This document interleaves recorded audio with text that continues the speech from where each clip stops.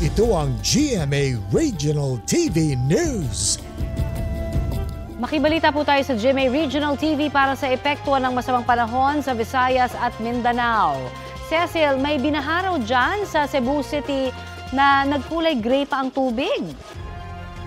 Oo, Connie, nangyari yan sa Barangay Pardo dito sa Cebu City. Hinala ng mga residente, posibleng galing sa isang quarry site ang kulay gray na bahang rumagasa sa kanilang lugar. Pinasok pa nito ang ilang bahay. Wala pang pahayag ang quarry site. Abot hanggang dibdib naman ang baha sa Barangay Mabolo.